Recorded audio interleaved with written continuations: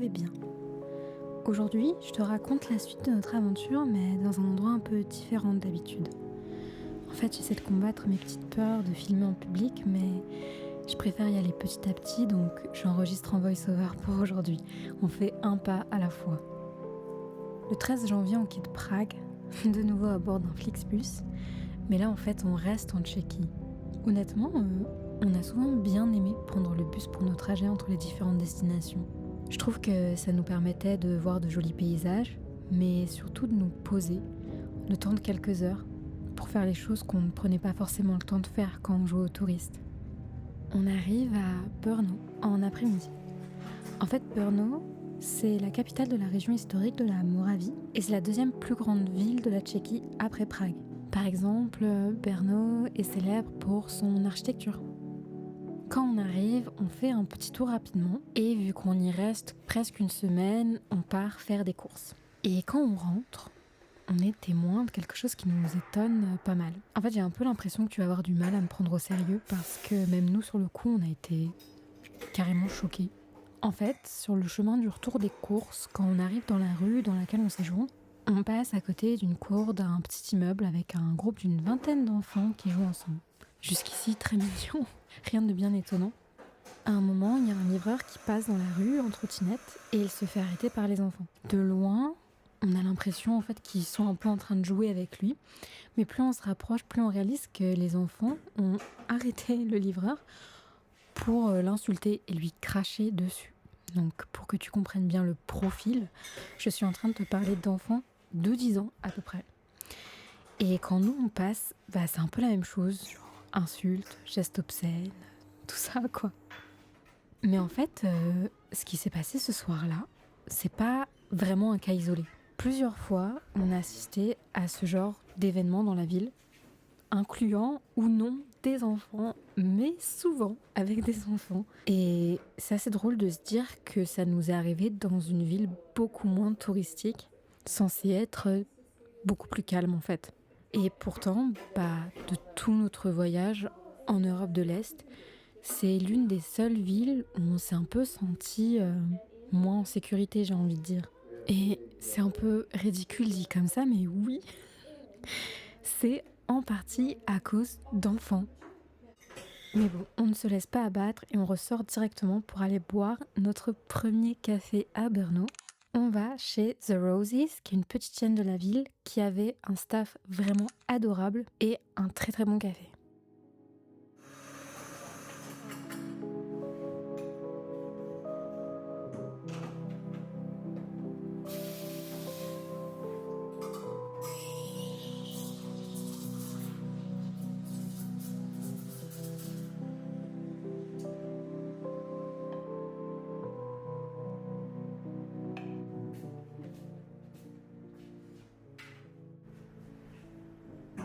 Le lendemain, l'objectif est de faire le tour de la ville. On commence à déambuler dans les rues et on tombe sur Monogramme, qui est un petit café tout charmant. On décide de prendre notre café à emporter et on se dirige vers la cathédrale Saint-Pierre et Saint-Paul de Brno en passant devant la crypte des Capucins. Alors, on a énormément de chance ce jour-là avec la météo et la cathédrale se détache très joliment du beau ciel bleu.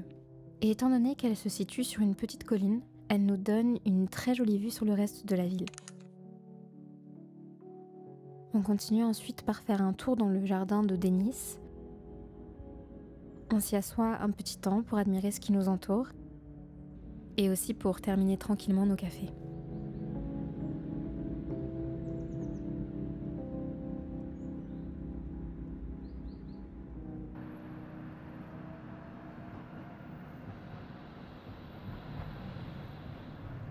On se rend ensuite à l'église rouge, qui est très mignonne, mais qui est aussi entourée de très jolis bâtiments.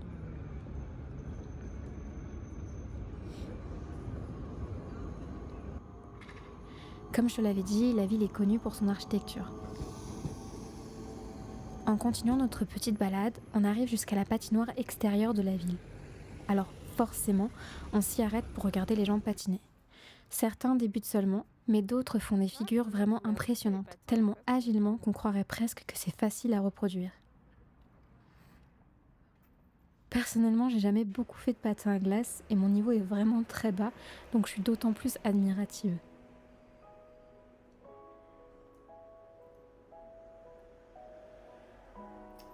On arrive alors à une attraction un peu particulière de Brno, la rigolote statue d'une jument.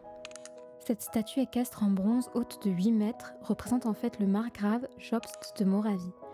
Réalisée par le célèbre artiste tchèque Jaroslav Rona, cette œuvre rend hommage à la vertu antique du courage. Et c'est vrai que la drôle de morphologie de la jument rend la statue un petit peu comique.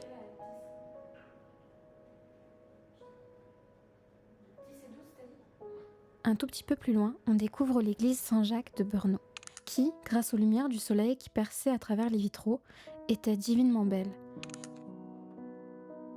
Mais ce qui est aussi intéressant dans cette église, c'est son ossuaire. C'est le deuxième plus grand ossuaire d'Europe après les catacombes de Paris. Quand on va la visiter, l'énergie du lieu est vraiment très particulière, d'autant plus que lorsque nous y allons, nous sommes quasiment les seuls visiteurs, si ce n'est vraiment les seuls. On a donc eu le privilège de visiter ces lieux dans un silence et un calme de mort, pour le jeu de mots. En plus, on a accès à une fiche explicative dans la langue de notre choix, ce qui permet de comprendre encore plus l'histoire du lieu. Si je me souviens bien, il y a plusieurs siècles, les habitants de Brno avaient déterré tous les corps d'un cimetière pour pouvoir construire un autre édifice à la place. Ainsi, ils ont creusé cet ossuaire, telle une fosse commune, pour remettre les corps sous terre. On peut considérer cette pratique comme complètement barbare, mais en tout cas, elle a donné lieu à de grandes discussions sur la mort en général, mais aussi plus précisément sur le respect de l'humain en tant que cadavre avec Hugo. C'était vraiment très intéressant. Alors, c'est vrai que c'est pas la conversation la plus légère, mais franchement, si un jour tu décides de faire un tour dans cette ville, je te conseille absolument de visiter son ossuaire, c'est quelque chose qui nous a sincèrement marqués. Quand on quitte l'ossuaire et qu'on retourne dans le monde des vivants, on se dit qu'on a une petite envie de café. On n'est pas très loin de la galerie Morave dans laquelle se trouve une adresse de café qui va peut-être te sembler familière. Le café s'appelle Typica. S'il te dit effectivement quelque chose, c'est parce que nous y étions allés à Prague. En fait, ils ont plusieurs adresses en Tchéquie et étant donné qu'on avait beaucoup aimé notre visite à Prague, on y retourne à Brno. Encore une fois, le café était très sympa, mais surtout, c'est le lieu qui était vraiment très beau. Vu que le café nous ouvre l'appétit, on trouve un petit restaurant italien pour satisfaire notre faim. Et une fois repu, on repart de plus belle en direction de la forteresse de Spielberg et de son joli parc environnant.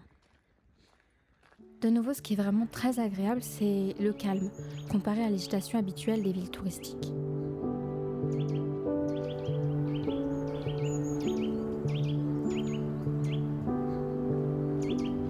On apprécie d'entendre les oiseaux chanter dans les arbres, de voir les feuilles lentement tomber sur le sol. On a même la chance d'assister à un bal d'oiseaux dans le ciel.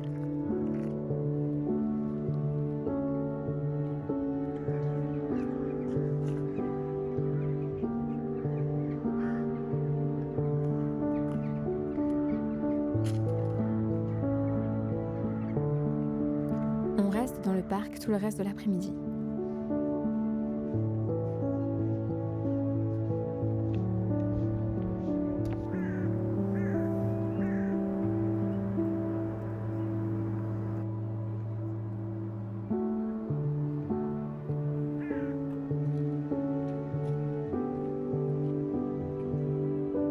Mais avant de rentrer à l'appartement, on s'arrête à Večerka Brno. Mais cette fois-ci pas pour un café, mais plutôt pour une infusion gingembre et miel pour ma part. Une boisson parfaite pour les jours froids d'hiver. On y reste une petite heure, on travaille sur nos projets, chacun de notre côté, puis on finit par rentrer dîner à l'appartement.